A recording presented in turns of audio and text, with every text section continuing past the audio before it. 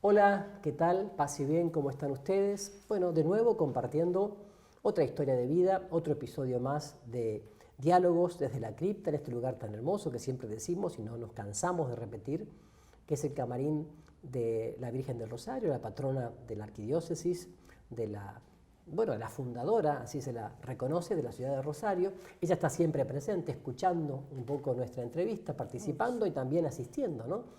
En este lugar tan íntimo. Y hoy tenemos la alegría de recibir a María Cecilia Cingoni, que le decimos Checha, que es de la ciudad de Villa Constitución, acá no muy lejos de Rosario, y que bueno, le queremos dar la bienvenida porque se vino especialmente a conversar aquí en Diálogos desde la Cripta. ¿Cómo estás? Gracias, Padre, muy bien. Bienvenida. Muy bien, gracias a Dios. Bueno, un gusto tenerte aquí, ¿eh? Un gusto para mí, me sentí elegida. Bueno, ¿y cómo te dicen Checha vos? ¿Por qué? No, en mi infancia. Ah. Nos inventábamos sobrenombre, pero el mío perduró en el tiempo. Pero mi mamá me decía, sonaba el teléfono y decía, a Checha no la conozco, a María Cecilia. Ah, mira, claro. A la Checha no. Lo que pasa es que es un nombre muy lindo, María claro, Cecilia. Ella me lo puso con un sentido muy mariano. Era ella, y como eran 3 varones mis hermanos, son 3 varones, y último después de 9 años, vos. El regalito, tenía que ponerme todos los nombres. Así que de alguna manera dedicada a María. Dedicada a María. Y contame un poquito, a ver, ¿vos naciste en Villa Constitución? Yo nací en Arroyo Seco. Bueno, al toda mi ladito familia nomás. es de ahí, sí, después vivimos en Villa Constitución toda la vida. Así que 4 hermanos, 3 varones y vos. Sí. Los 3 mayores están casados. Sí, los 3 mayores están casados y bueno, yo también estoy casada. ¿Vos también estás casada? 4 casados. ¿Cuántos hijos tenés? Yo tengo 3 hijos. 3 hijos. Sí, Pablo, María Emilia y Juan Simón, de 10 años más chiquito.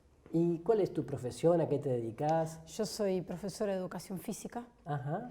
Y bueno, ejerzo en 2 colegios, en un primario y en un secundario. Y me gusta, yo le pedía siempre a Jesús que me muestre la vocación y que me haga conseguir un trabajo en donde poder profesar. Y es el juego. Todo el tiempo. Desarrollar la fe, digamos, y contagiarla a través del juego. Qué interesante. Después vamos a volver a eso.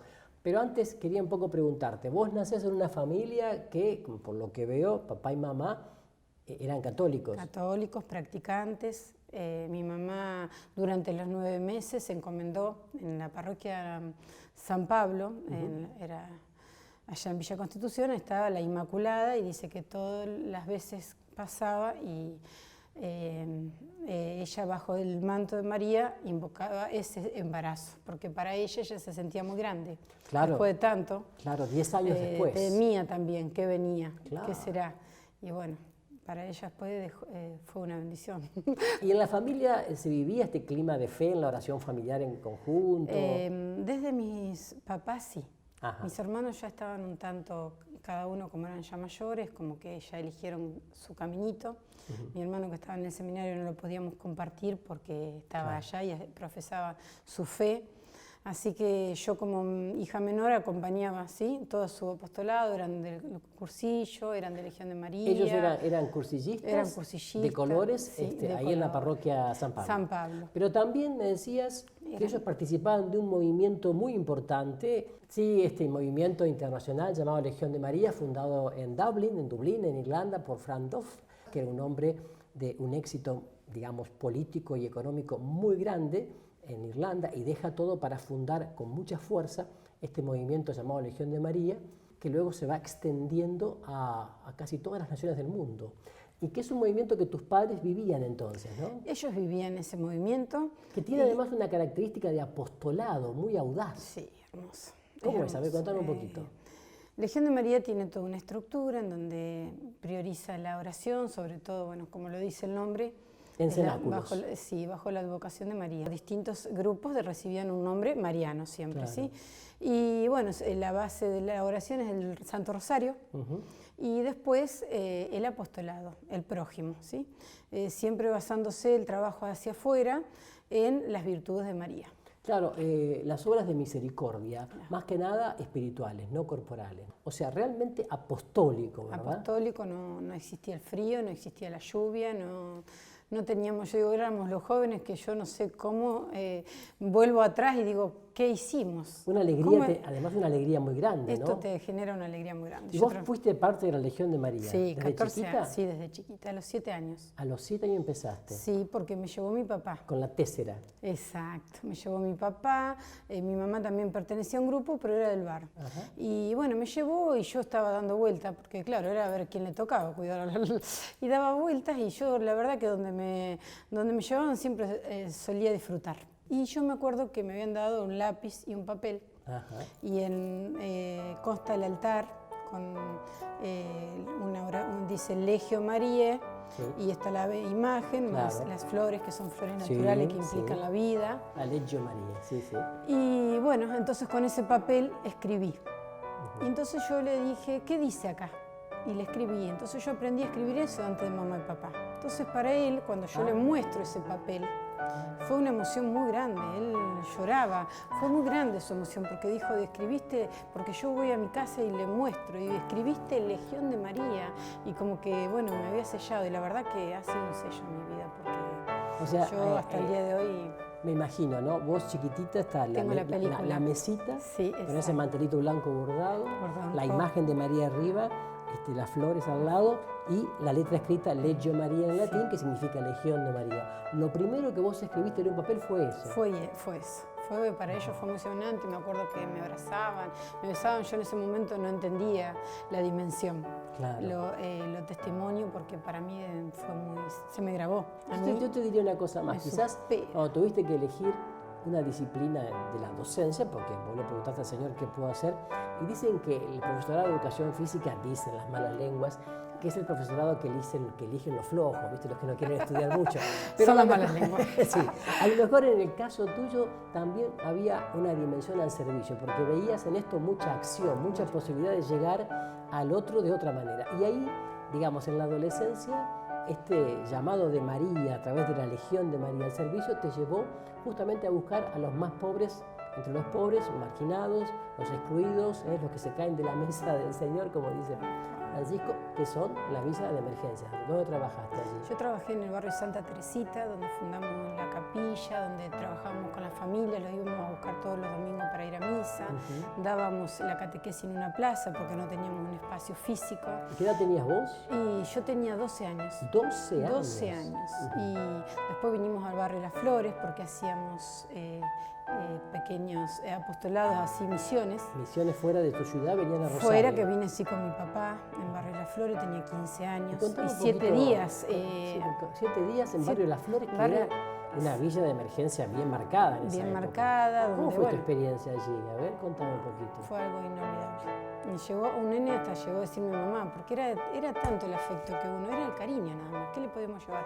A Dios y la palabra. Claro. Nosotros solo le dábamos la contención y el sacramento, no solo. Eso sí, pero claro. Porque tenemos que siempre el sostén de un sacerdote. Claro. Es un grupo en donde el sostén es el sacerdote, porque al llevar la palabra uno se compromete con el prójimo y bueno, urge las necesidades de recibir los sacramentos y claro, tiene que haber alguien... Es que no hay mayor obra de misericordia que llevar a Jesús con los sacramentos. Por eso la Legión de María hace hincapié en las obras de misericordia espirituales, no tanto corporales. Exacto. Y ahí está el punto, que por ahí nos olvidamos que es tan importante llevar al corazón vacío, no solamente el alimento para el estómago vacío, exacto, sino llenar el corazón de la palabra viva del Señor. Escúchame, entonces, digo, después de esto, de un testimonio tan contundente de tu papá, ¿no? Que es a veces muy extraño que el varón, no solamente el varón manifieste la fe, sino que tenga esta audacia misionera de llevar a sus hijos incluso a otra ciudad, y todo eso es muy importante. A vos te marcó mucho esta presencia, ¿no? Sí,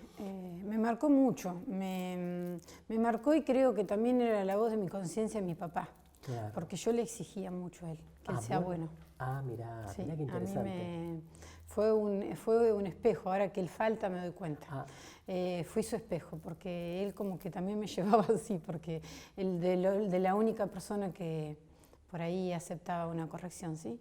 Entonces él era muy exigente con él mismo y con el resto, en horario, en esto, ponía mucha disciplina, imponía, entonces yo todo el tiempo bajándolo. Vos dijiste recién una cosa muy linda, ¿de alguna manera vos veías un poco en él la imagen del Padre Dios? La paternidad de Dios. La paternidad, por ahí cuando me costaba a veces encontrarlo, no lo descubrí de tarde, de grande yo, de adulta. De grande, bueno, justamente ahora... De adulta, de cuando él partió, unos meses antes tuve la gracia. Fue en noviembre porque por ahí uno convive en una familia y a veces le cuesta aceptar, ¿no? Cuestiones familiares, claro. Tal vez sueña como un padre sueña de sus hijos, un hijo a veces sueña... Muchas expectativas. Muchas expectativas. Y bueno, le reproché que mi papá, a pesar de que era así, no me abrazaba.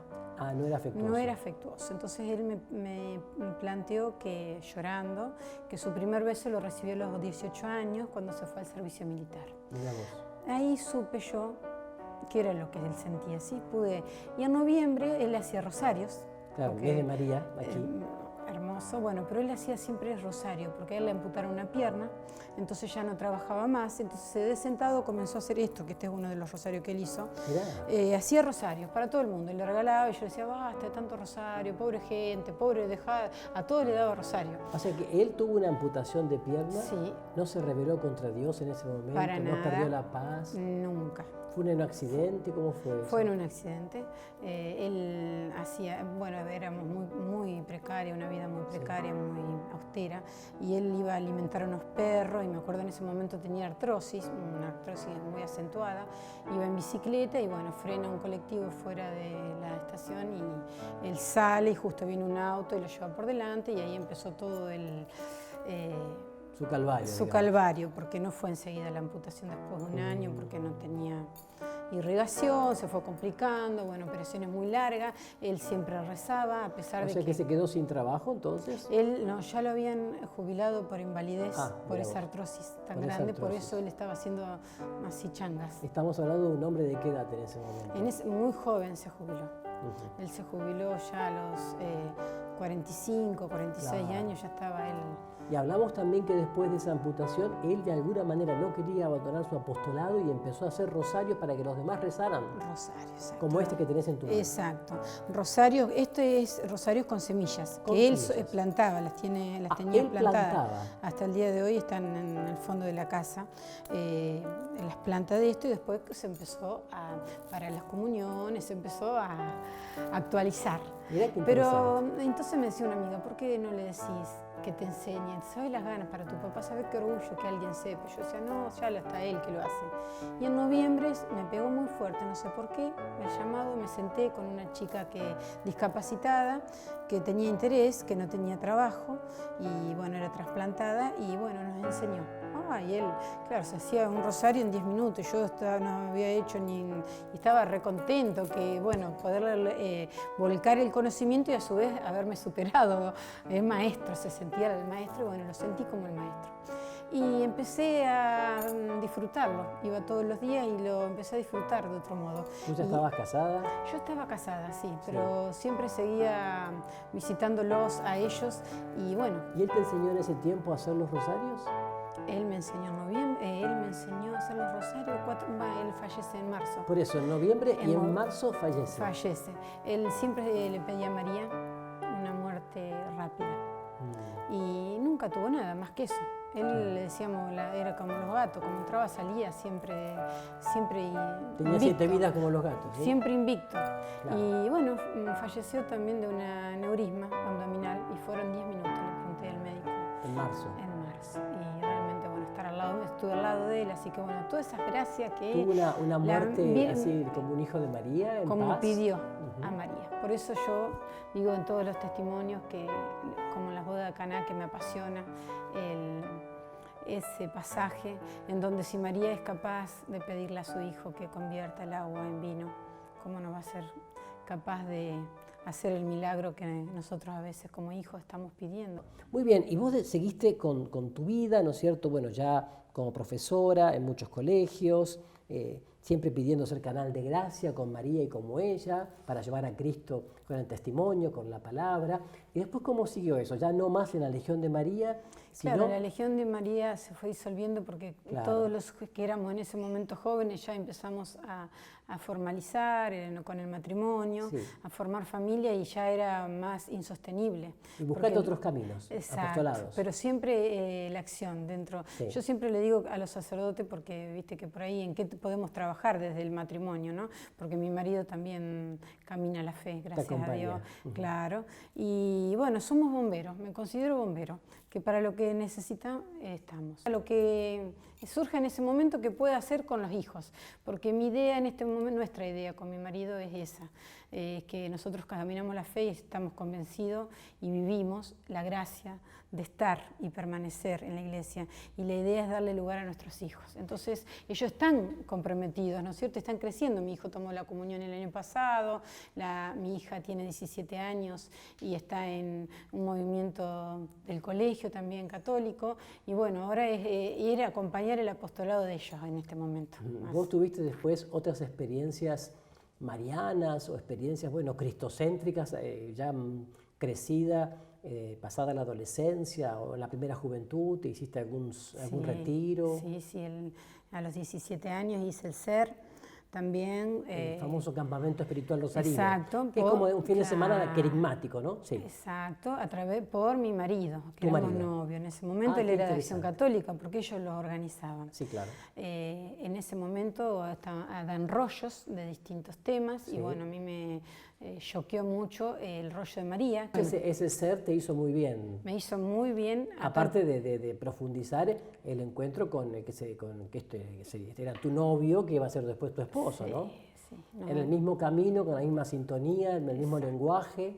Hermoso, bajo la protección de ella y San José. De María y de San José. Ese fue nuestro noviazgo. Ah, mira. María, yo le decía a María, vos que fuiste esposa, vos María que fuiste novia, porque en realidad cómo estuvo enamorado ella. Claro. Yo siempre tengo ese pasaje de esa pareja tan enamorada y de golpe la anunciación y la veo a ella joven, la duda. Sospecha, José, ¿verdad? Todo eso, ¿no? Y ese José tan compañero, tan padre, tan... Claro. Por eso, ¿no? Y bueno, después viene el momento del casamiento de ustedes, ¿no? Fue el momento del casamiento, fue muy fuerte. ¿Quién los casó a ustedes? A nosotros nos casó el padre Daniel. Ah, el padre Daniel que falleció. Daniel II, gran amigo. De los pobres. Sí, gran amigo, sí. Sí, él nos casó. Ya como matrimonio, ¿verdad? Ustedes siguieron avanzando en esto que vos decís de ser bomberos hasta el día de hoy. Exacto. Nosotros, bueno, a la mañana nos levantamos los dos a las 6 y con Radio María rezamos los dos el rosario.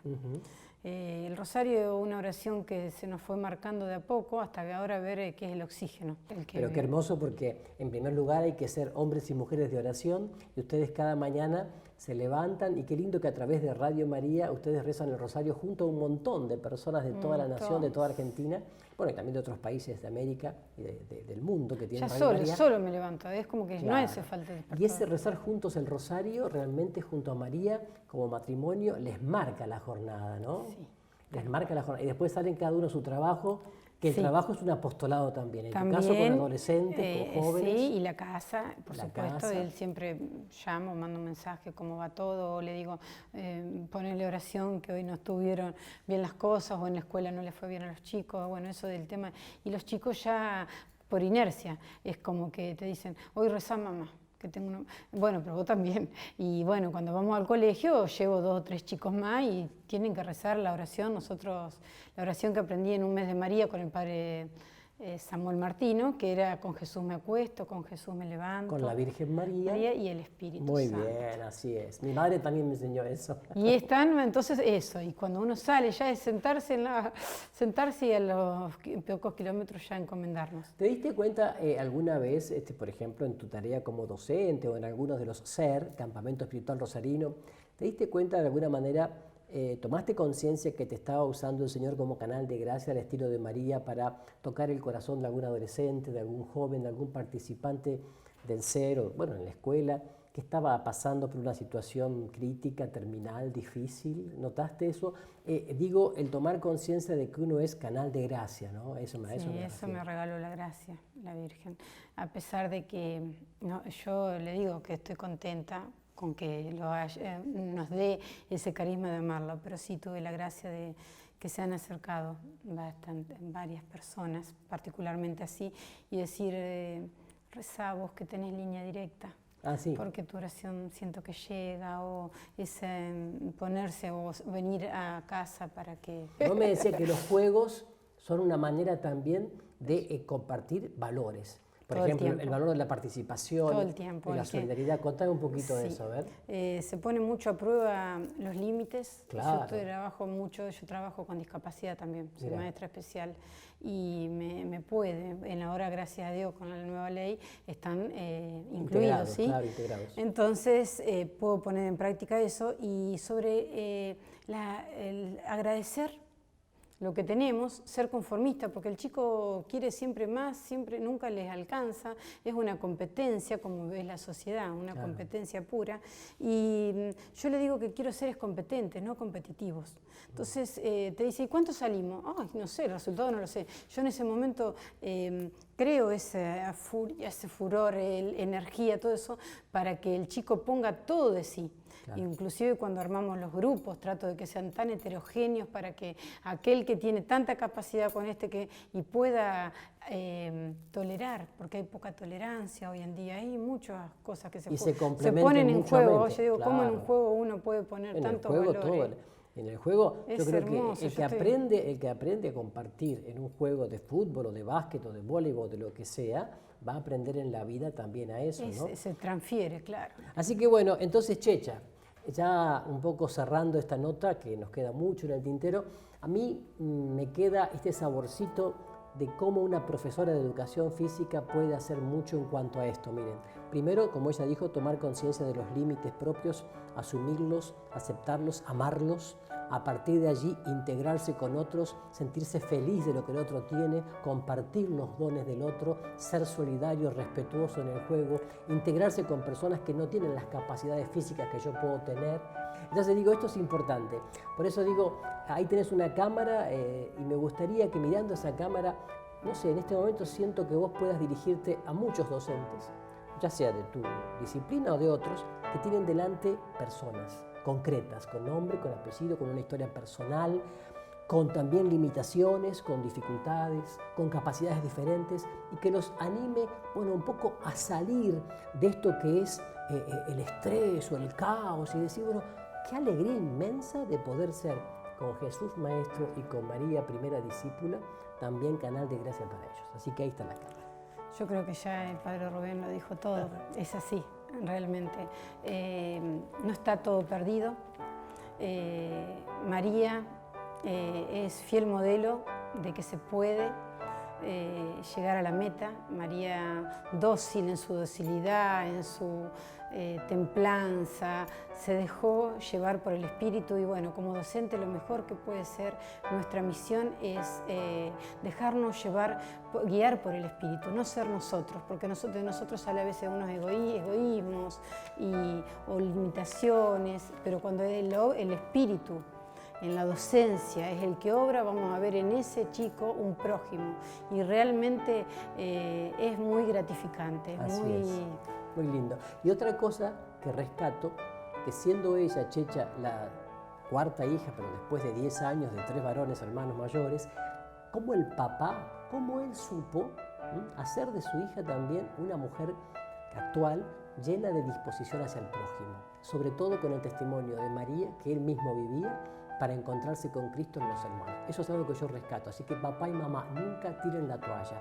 Vale la pena dar el testimonio, acompañar y alentar siempre la tarea de los hijos con el acompañamiento de María, que como en las bodas de Caná, intercede siempre por ustedes y por sus familias. Así que hemos concluido otro capítulo más. Gracias, Checha, por venir. Padre, gracias y a bueno, ustedes. los esperamos a ustedes entonces en el próximo programa de aquí, de Diálogos desde la Cripta. Paz y bien.